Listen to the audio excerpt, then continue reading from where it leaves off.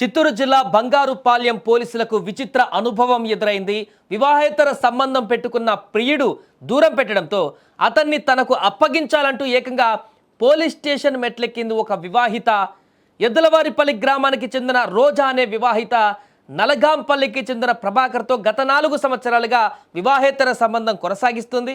గత కొంతకాలంగా ప్రభాకర్ ఆమెను దూరం పెట్టడంతో రోజా మంగళవారం బంగారుపాళ్యం పోలీస్ స్టేషన్కు చేరుకుంది. తన ప్రియుడు ప్రభాకర్ను నన్ను ఒకటి చేయాలని డిమాండ్ చేస్తూ పోలీసులకు ఫిర్యాదు చేసింది. అంతేకాదు ఈ ఫిర్యాదు పైన స్పందించిన సిఐ కత్తి శ్రీనివాసులు అక్రమ సంబంధాలకు సంబంధించిన చట్ట వ్యతిరేక విషయాలు పోలీస్ స్టేషన్లో మాట్లాడడం, వాటికి పోలీసులు సహకరించడం కుదరదని రోజాకు స్పష్టం చేశారు అక్కడ. అయితే సిఐ మాటలతో సంతృప్తి చెందని ఆ మహిళ వెంటనే పోలీస్ స్టేషన్ ఎదుట ఉన్న నడి రోడ్డు పైన బైఠాయించి నిరసన వ్యక్తం చేసింది. పోలీసులు సహకరించబోరని, ఇలాంటి చట్ట వ్యతిరేక పనులు మానుకోవాలని సిఐ కత్తి శ్రీనివాసులు ఆమెకు మరోసారి స్పష్టం చేసినట్టు తెలుస్తుంది. రోడ్డుపై ధర్నాకు దిగిన ఆమె ప్రవర్తన స్థానికులను, పోలీసులను, అక్కడ ఉన్నటువంటి వారందరినీ కూడా ఆశ్చర్యానికి గురి చేసింది. ఇక దీనికి సంబంధించిన పూర్తి వివరాలు తెలుసుకుందాం. మా ప్రతినిధి మంజునాథ్ ఫోన్ లైన్లో సిద్ధంగా ఉన్నారు. ఎస్ మంజునాథ్, ఒక విచిత్రమైనటువంటి కేసు అక్కడ వచ్చినట్టు కనపడుతుంది. పూర్తి వివరాలు ఏంటి?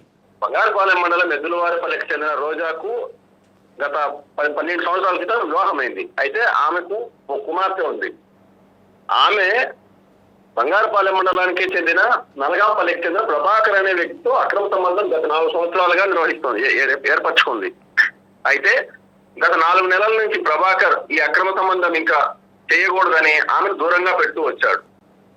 అది ఏమాత్రం నచ్చని రోజా ప్రభాకర్ తో తరచు వేధిస్తోంది.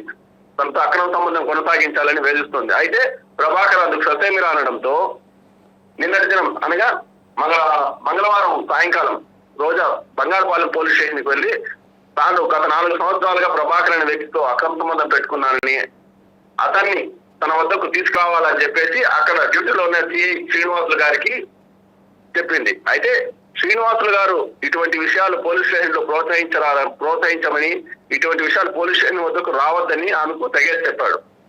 దీంతో ఆమె కొంచెం భావోద్వేగానికి లోనై పోలీస్ స్టేషన్ ఎదుట జాతీయ రహదారిపైన కూర్చొని ధర్నా చేస్తూ కొంతసేపు హల్చల్ చేసింది. ఇది ప్రస్తుతానికి అక్కడ జరిగింది.